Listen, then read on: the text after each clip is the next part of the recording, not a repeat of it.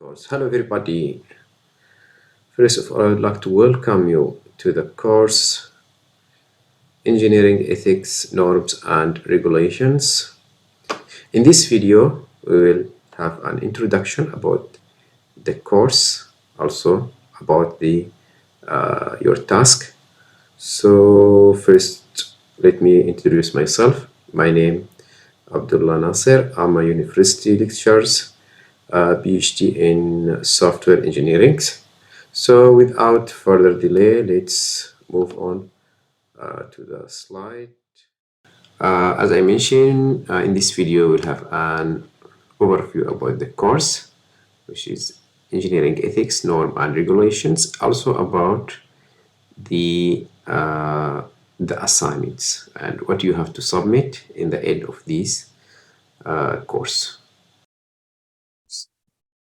So the course actually is self-study book. So we have here one book, which is Engineering Ethics 2012, the fourth editions. And your job is to understand this book.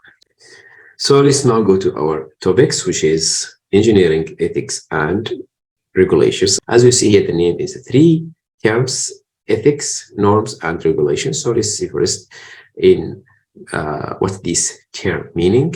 After that, we will see what the meaning of engineering ethics. So here is the outlines. First, we will see the definitions of the terms. After that, why do we need to study engineering ethics, the goal of the engineering ethics, and in the origin of the engineering of the ethics in general. After that, there is something called ethical dilemma, and here you have some issues in ethics. After that, some ethics theories, and we end with code of ethics and also example of code of ethics. So let's see now first is what is the ethics. So here is the very simple definition for ethics. So ethics refer to the moral principle and value that govern how people behave or make decisions. So actually, you'll find a lot of definitions, but here I found this definition is very simple and easy to understand. So the ethics is set of moral principle, and the value, of course. So these actually principle, so it's come from the culture, religion, personal belief. So this principle actually, if I give you an example of this principle, is, for example, the honesty. So it's honesty is to be honest with peoples. You have to be honest with people. So this is a moral principle. So this one actually it's come from the culture or come from the religion or from personal belief. So is this moral principle actually it's not always codified or not always written in the law or regulations. Later we'll see what the law regulations. So not always related. It's just something like is the norm, for example, and you will see it in the next slides. It's just something it's people used to do that, for example, or something it's can govern how people do, but without forced by any authority. So this is the ethics is just set of principle and value. So the norms. So here is the second term, which is norms. So what's the norm? The norms actually is similar to the ethics, but here is informal rules, informal principle, for example, is not written by any governments or by any association. So it's just informal rules and expectations that govern how people behave in practical social group or cultures. So here in this norm, as I mentioned, is not maybe it's not be first is not formal, is not forced by any authority. So because something is people used to do. So example of these norms actually is when you meet in some culture, not all the culture, when you meet someone in the first time, people used to shaking hand, used to shake hand. So this shaking hand for greeting someone, it's a norm. So the norm actually it's something it's people used to do and believe this is good. So the next is the regulations. So regulations actually is a rules. So here is now the difference between the two terms, the previous terms, which is the ethics and norms, and now is regulation. Is the regulations is a rule uh, put in place by, for example, the governments. So it's something it must be followed. So, or the organization, you are working on this organization, so the organization puts some rules. So this is now is the difference between these two terms. And the third one, the regulations is rules or guidelines that are put in place by the governments or other organizations to control or influence the way in which something is done. So regulation can be put into place to protect the public. So, for example, in terms of safety, in terms of good surface, so the governments can put some rules to protect the public. Example of engineering regulation may include rules related to the license. So now to practice any, for example, some jobs, you have to get a license, right? You have to get a license. So this is rules. So here, guys, some general ethics principle. As you mentioned here, so, okay, this actually maybe it may apply for many fields, and some fields have different principle, but let's see what's this ethics. At least then you will have an overview what we are talking about, what's this principle. So for example, when we talk about the honesty, of course you know what the honesty, and you should be honest with other people in your level, in your we can say in their personal life or in your professional life. So here this is an example of the ethical principle. The second one, which is the autonomy. So autonomy means that everybody have the right to make their own decision, and we have to respect their autonomy or that decision or that right. So the last one, the next one, the third one, which is the loyalty. So which mean maintaining some confidently in some cases. Fourth one is the non-maleficence. So non-maleficence actually you have to make sure that you don't harm any or harm others. Your job, your action, your decision doesn't harm the other people, and this is called non-maleficence. And the second thing is the opposite of this, which is beneficence, which is that the individual should strive to make a good things. So there is don't make bad things to other people, or your action, your decision should not make any harm to other people. While the beneficence, it's you have to make sure that you have to try to make a good things to other people.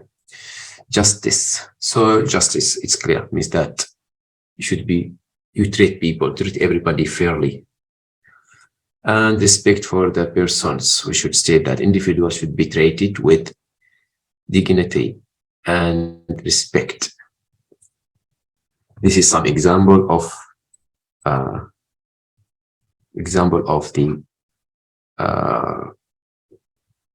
principles. So now when we talk about the principles, means that we are talking about these things. But as I mentioned, there is a lot of ethical principles. It's just an example, and this is a general. Maybe it's applied in some fields, maybe not. Next, personal and professional ethics. If we ask a question here, how we should treat other people, how we should treat other committees, how we should treat anyone. So actually here we can recognize two uh, ethics, and this is the personal and professional ethics.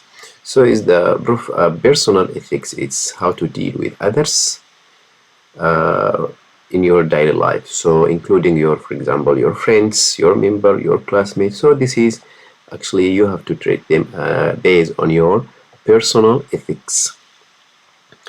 While in the professional ethics, which is mean in your business, in your workplace, so that's in that place or in that cases you have to treat the people based on some rules, some principles, and code of ethics. So it should be different how you treat the people, either it's personal or professionals, to share. Okay, an example of the difference between the personal and professional ethics is the confidently. So actually, maybe in your life, in your daily life, maybe it's unethical to share someone information, right, without their consent. However, in professional life, especially in the healthcare, also in legal profession, so maybe breaking this rule maybe is acceptable because the doctor may need to share some information with other college. Also, uh, the same thing it goes to the law. So this in this case maybe it's acceptable to share the information of your client, but in your daily life it's not acceptable, or at least we can say unethical, to share someone information without his consent. So, of course, if you can let me take myself as an example. Now, if you meet me in the school, or for example, in the exam hall, and you ask me something about your exam, okay, I will follow the laws. But if you meet me in the city center, of course, I will greet you and we can have a cup of coffee. So this is personal ethics and professional ethics. We can say now engineering is professional, because there is another job actually is not professional, like manual labor and retail positions. So this kind of job is not professional because it doesn't have standards or doesn't have a code of ethics to follow. So why engineering is professional? Actually, engineering is professional because it's require specialized education, training, and skill. And that is, as I mentioned, is different than other fields. Also, engineering actually are expected to have a deep understanding of underlying principle of technology that use. Also, engineering have a knowledge of regulations, law, policies that govern the engineering field. So engineering also must commit themselves to act in the best interests of the society and comply with the code of ethics established by their professional bodies. So as I mentioned, uh, engineering is a professional career. So we have to follow some code of ethics. So later we'll see what's mean code of ethics. What is the origin of the ethics? So now we can see we have list of the ethics. This ethics come from where? So actually, maybe let me jump to the next slide and then come back to this.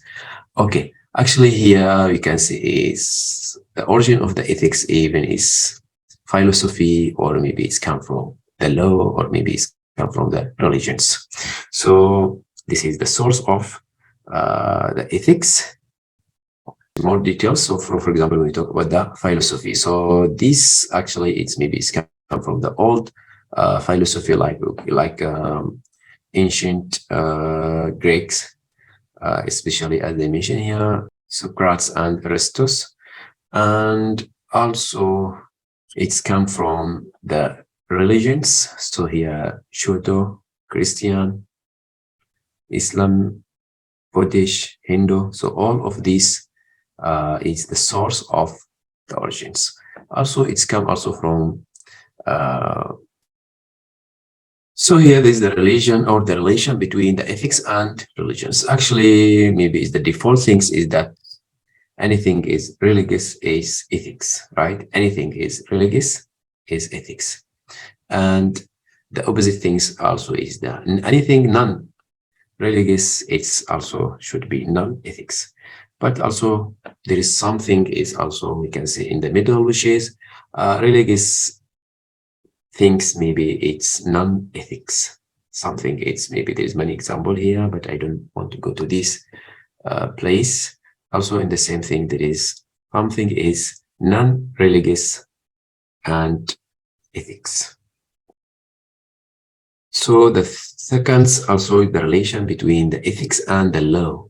So here, okay, same to the relation between the ethics and religion. So we can say is anything is the default things, or this is what we have to this is the default, or what we should believe that anything ethical should be illegal, and in the other side anything non-ethical should be illegal. Also there is something in between. There is something in between. So okay, maybe let me give you an example of these things in between. For example, it's non-ethics and legal. Non-ethics and legal. So maybe some governments, they give permit for some industries and to work, and they know that these industries or this factory will harm the environments. So, but maybe they consider some other things. So this is, if you see, this is non-ethical, but it's legal.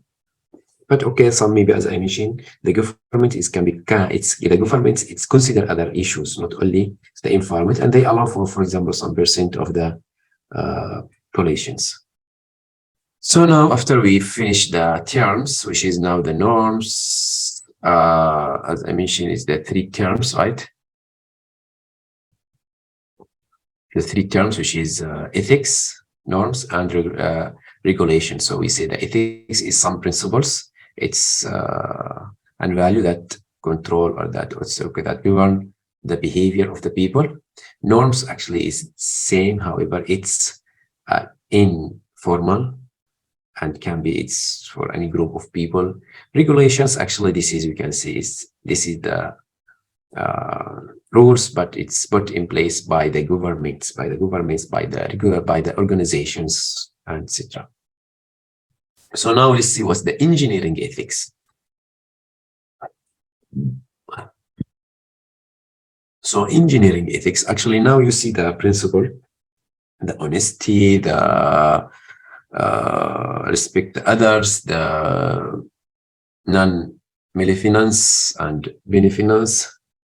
So these principles, actually, when we put it in the place or in practice in engineering, so now we are talking about the engineering ethics. So engineering ethics actually is the application of ethical principle. So this principle that we have talked about into the practice of engineering.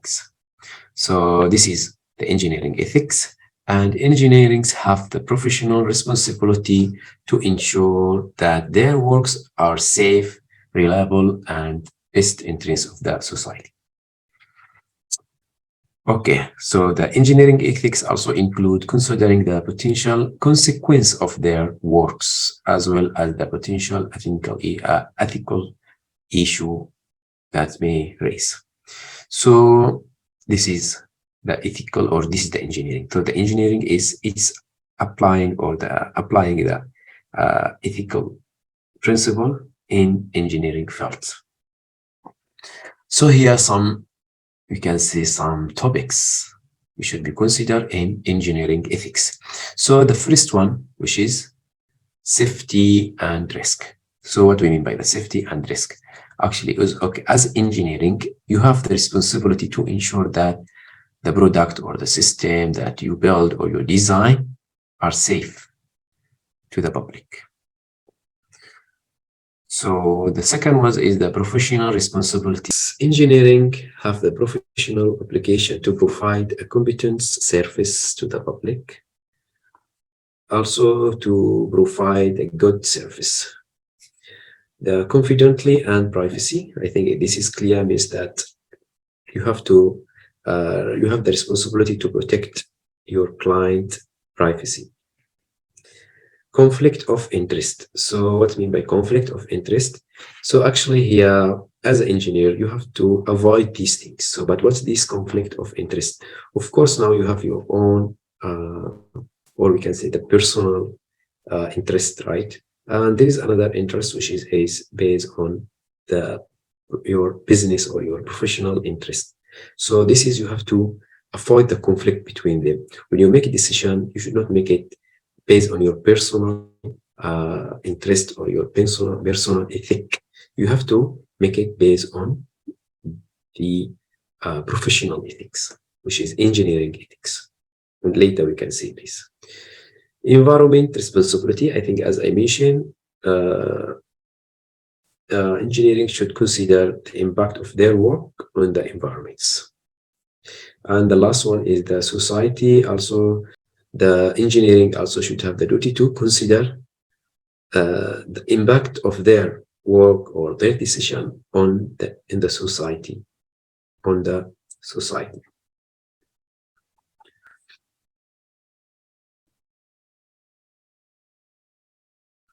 So here, why we study the engineering? Actually, there is many cases happen that lead the engineer society or committees to seriously take this ethical issue in place. Okay, say this example. So actually, in 1984, there is leaking of gas from this factory, and this is cause the thousands of people. So here, actually, after the investigation, they found out this problem it's happening, or they call it is disaster. It's happened because what? Because poor design of this factory. So maybe they can avoid it. The engineer who made this factory, he can avoid it if he make safe and reliable design, right?